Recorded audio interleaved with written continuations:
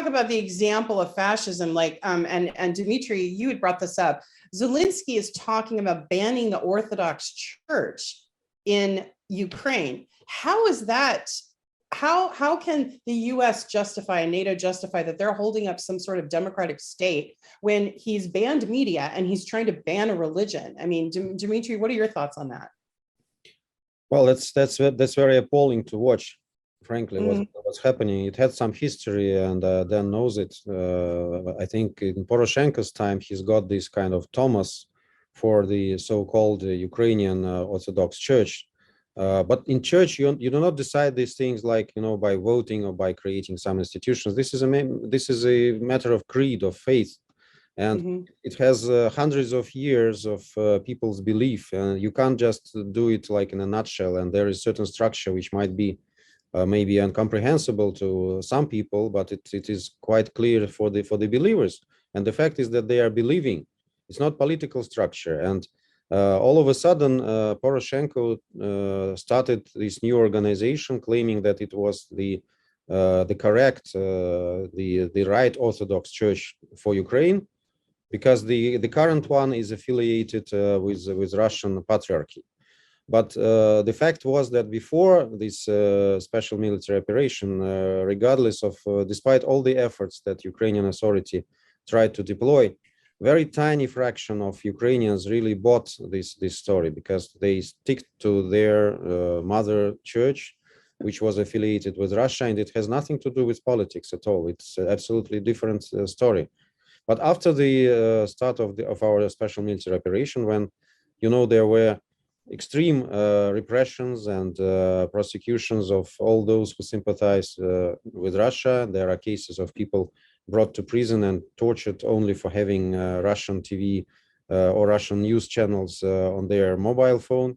So after that, of course, they, at some point of time, they said, okay, let's now try to get a take on this Orthodox Church. And what they are doing now, they are just interrupting the services. They are forcing the priests, instead of praying, to sing the anthem of Ukraine.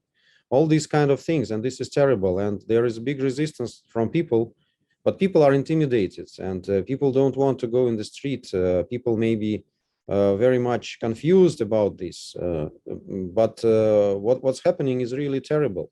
And if you combine it with all these things about Nazism that you were referring to, and you know, and you're absolutely right that Soviet Union and Russia has very special relation towards fascism. We are absolutely intolerant to these kind of things. So for us, it's kind of casus belli. It's kind of a situation which can't be accepted when some country openly promotes Nazi ideology. We genetically feel that this is something that is against us, that is threatening us. So for us, it's very sensitive. So if you combine all these things, if you combine prosecution of Russian language, if you combine the active spread of neo-Nazism and glorification of Nazi collaborators like Bandera and Shukhevich, if you also bring into this picture the prosecution of Russian Orthodox Church, you will understand what kind of feeling our population has towards this conflict. We really have the impression that this is something that we need to solve. And there is a very high degree of patriotism. There is a high degree of mobilization in the whole of Russia. And people are understanding that this issue should be solved, that there shouldn't be any danger coming to our country from Ukraine. And we should also deprive Western countries of their opportunity to meddle into our affairs and to drive wedge with peoples that live in our neighborhood and with whom we want to keep good and friendly and neighborly relations. You know that that about 4.5 million Ukrainians now found refuge in Russia after the beginning of this crisis. So it's absolutely contradicts all these theories about animosity between Russians and Ukrainians, about the fact that we hate each other. This is nonsense, absolute nonsense. Of course, there are brainwashed people, a lot of them during these Maidan years, but most Ukrainians are quite friendly towards Russia, and even more Russians are friendly towards Ukrainians. This is all artificial. This is something that was planted in our neighborhood. It was absolutely absolutely not accepted by Russians or by Ukrainians. This is alien to us, and this is also part of the picture, part of this equation that you need to take into consideration.